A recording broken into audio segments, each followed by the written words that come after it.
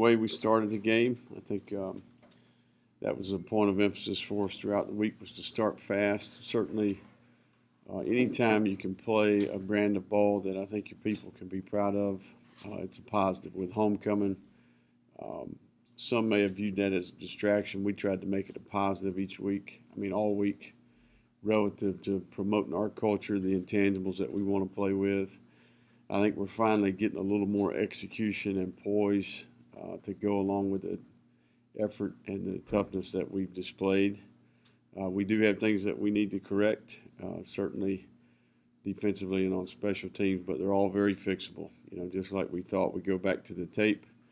Got to eliminate mental errors, got to play with better leverage, better fundamentals, eliminate some loafs, and then we can help our players a little bit by maybe having a little better plan in some areas. But by far, best football game in terms of the quality of the tape, the precision on all three phases. And I think we're getting better. Simply put, we're making improvement, and we're by no means a finished product. We'll never be, probably, but we are headed somewhere, and I like the way our team is working. I like the leadership that we're getting from the players. I think our staff is coming together. Typical first-year improvement, a little bit better every week across the board. So certainly App State this week on the road. This is basically, in my opinion, have been the standard in this league relative to sustaining success. Play real football, that block and tackle well. They've got good team speed. They're good on they rush the ball. They stop the run. They play good on special teams. And really, if you look at it, they've been a mainstay in this league since they've gotten in it. So a lot of respect for their staff and their players, what they've established there. So with that being said, we'll take a few questions here.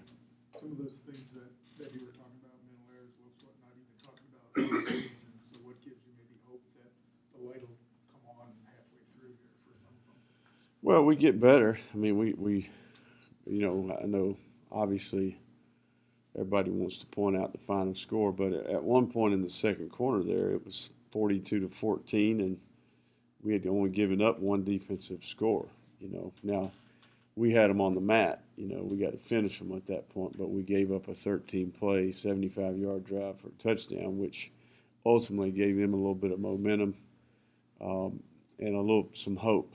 I think if we get off the field in that possession and go put another score up, it's probably a different story. So, we just got to continue to try to sustain some of that early success we had against Texas State, some of the early success that we had against New Mexico State.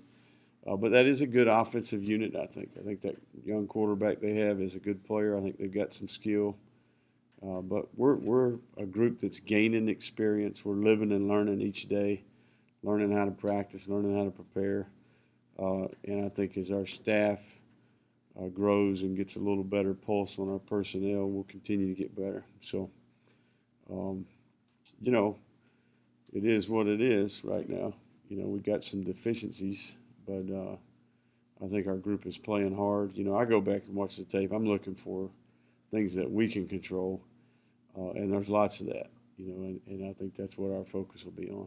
You mentioned earlier in the season that you were paying attention to other teams in the Sun Belt.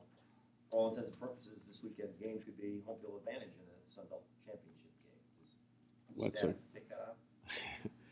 That's a great hypothetical question, but no, I don't think we think of it that way. It's a conference game, certainly against, in my opinion, one of the better teams in our league without question. And I think that it'll be a good, we'll see where we're at, relative to the better teams in this league. But we got to focus on the things that we can get better at. Heck, that's half the battle. They're going to have some. It's just a new mission, right? It's like you train as a soldier, for several years, and then every time you got a new mission, it's a new set of variables, new location, different time. And that's where we're at. It's App State this week. We started on Sunday, and we got to focus on the things that are important this week, and a lot of that is what we do. What is your assessment of where you're at relative to expectations were? It's a great question. You know, I don't necessarily. You know, my big deal is trying to get the most out of what we have. You know, trying to get this group of players to overachieve, play to their potential, eliminate the things that have nothing to do with how good the other team is. You know, I mean, occasionally you're going to get beat. You're going to run into a player that's a really good player, or a guy that's faster than you, or whatever the case may be. But, you know, we just want to play with the right alignment, the right leverage. We want to communicate better. We want to have great fundamentals and techniques. We want to play with tremendous effort. That's really all I care about. You know, the expectation. I mean, I think those are overrated.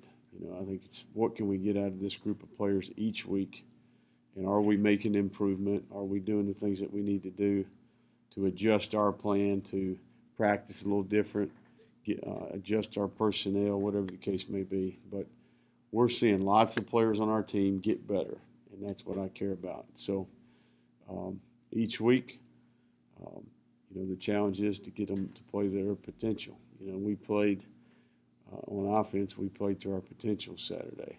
You know, I think there's some areas we can fix on defense and on special teams. Looking at the series history with App State and winning the 4 matchups that you guys have had, do you ever look back at that? Do you see any mistakes that were made during those games, knowing you don't want to make that going into this one? Well, not necessarily. I mean, I think that certainly history is something that you can learn from, and certainly our players have experience against this team. But, you know, this group of players can't control anything that's happened in the past. You know, all we can do is focus on what we have in front of us. You know, the term "be where your feet are" is a term that we talk about. And right now, today, we've got Monday's the players' day off, a recovery day, a chance for them to really study film. They've got a routine that they need to be checking the boxes as individuals. As a staff, we're in the middle of planning. So, I mean, there's only one way to do that, and that's be completely present right here where you're at today and do your best. And what's happened in the past is the past, not only in past seasons, but even, heck, some of the negative experiences we've had as a team so far this year. If it's all about you, how does Andre Nunez plays well, what does he do? And when he struggles a little bit, what's he doing? I think most of the time it comes down to decision making. It comes down to fundamentals and techniques. It comes down to players around him playing well. You know, that's the thing that happened Saturday. We had a high level of execution from about every position group, you know, truth be known. I thought our front played the best game of the year. I thought our backs were very effective. We got numerous contributions from lots of different receivers, tight ends. We played our best game in the run game as a tight end group. You know, we had lots of guys step up to the plate. So Andre's job is to distribute the ball, make good decisions, take care of the ball, take what the defense gives him, and eventually they'll give you the game. And he did that, you know, and I think he's a very talented guy that, you know, can still play better. I mean, there's 6 or 8 plays in that game where he can do better, and he knows that. He'd be first to tell you that. How much had Gardner been playing at the Jack before Manak went down, and how much maybe learning on the fly was it? Yeah, we made that adjustment. That was a late week adjustment. And that gives you an indicator of where we're at from a depth standpoint. But there's lots of carryover in our nickel package with what those guys do. Their inventory of concepts that they have to know, whether they're inside back or edge players. Really, that inventory of things that they have to do is pretty similar. So it took a little extra studying, and certainly we were kind of limited what we did when he was in the game, but he did a nice job of that. And we've kind of had some contingency plans that we've worked throughout training camp and throughout the year where he's done some of that stuff. So I think that helped, having some reps in the bank. But it was good to see him be able to do that, and that helped us. Gardner was somebody that, I remember, I think the first time we talked, you didn't even expect him to be on in the program. Right. So how important is it to have somebody who's maybe versatile like that, considering the depth issues back there? Right. I mean, Fry was a guy we gave a second chance to. You know, he was really kind of in a probationary scenario as he came back on the team, and, you know, kind of had didn't have many chances left, you know, and he's done right, represented the program the right way, the university the right way, and he's a guy that's growing up, and you know, he's still got lots of room for improvement as a football player, you know, but certainly has played some significant snaps for us. But I think his better football hopefully is in front of him. Coach, unlike a line matchup, when you play half, it really is about the line of scrimmage. At least it has been. They've been really good in that area. So how's that comparison with y'all, with them on the line of scrimmage? Well, it's important each week. I mean, there's no question. That's why they've had a good team. You know, each and every year they're good up front on both sides. I mean, they've got lots of quality depth on defense. They play 9 guys in the defensive line. They rotate series and play. And this is a 3-4 concept, so that's 3 deep that they're rolling through there. So they've got quality depth. They've recruited to their scheme. They've got an identity. And there's no question on offense what they've been able to do rushing the ball. And the same thing there. They've got an identity. They run the same concepts. They get good at them. And that's the reason they have success, you know. That to go along with pretty good quarterback play and solid special teams play, you got a chance to have a good team.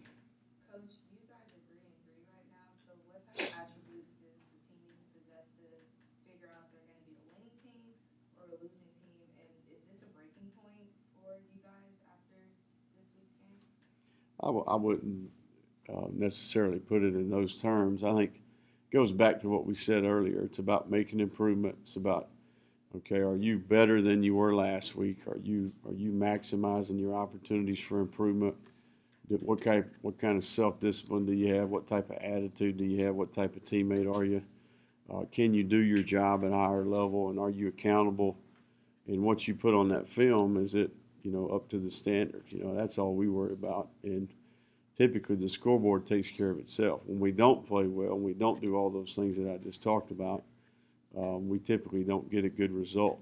You know, I think we got to focus on the quality of the meeting, the walkthrough, the practice, the self-discipline, the film study routine, the attitude, what type of teammate, and then are you ready to do your job when the game gets there? And then get consumed with those things, and then you'll get a good result on Saturday. But you know, we're gonna go do our best this week. We're off to a good start. I like the way we worked yesterday, and hopefully we'll continue to get better at our process of preparing for the game. Time for 2 more questions, please. You talked about preparing better, Kansas State, and you said you felt you had better practices last week.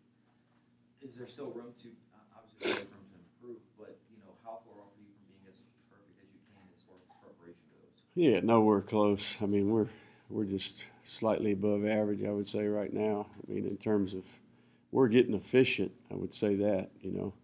But the deeper your team, the more quality of a practice you can have. You know, the bottom 40% of your roster typically is relative to the type of scout team you have, the quality of group of walk-ons you have. That's one of the reasons that we've been able to overcome some of our scholarship limitations, is we do have a good group of walk-on players that bust their tail every day. And, you know, we wouldn't be where we're at without that group of players, you know, and that's something that I think is important to note. But in general, we got lots of room for improvement, but we are getting the hang of it. And I'm not just talking about the players. I'm talking about me, first-time head coach. I'm talking about GAs, quality control people. I'm talking about operations, recruiting personnel. I'm talking about equipment staff, the training staff, the video staff. College football is a huge dynamic, a large volume of people that have to be accountable and do their job at a high level for you to have success. And I think every one of those individual people that contribute got to look in the mirror and say, hey, am I doing my best today to impact the result on Saturday? And that's where we can improve, in my opinion. What are the injury updates, Miller, Manac, Barnes, anybody else? Yeah, you know, we're kind of in the same mode with McCaskill and Zion. You know, they're going to be kind of spot play. We'll see where they're at as the week goes. They'll be modified throughout the week. Keenan's kind of the same way, still trying to get to the bottom of his knee situation.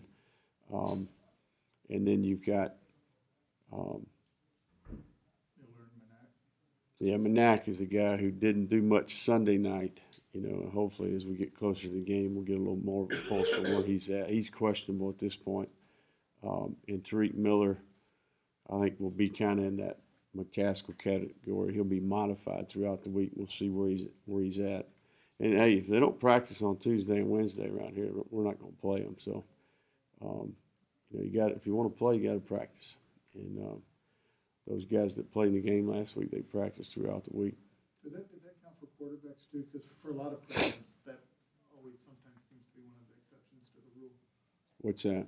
If maybe if your quarterback doesn't practice Tuesday or Wednesday, but he can go on Thursday or something like that, you might be a little more lenient in that situation. I mean, it just depends on how much of a difference there is between the starter and the backup. I mean, but in general, it's hard to go play well if you didn't practice. I mean, you can say what you want to say, but we don't have that problem right now. But we'd cross that bridge if we got to it.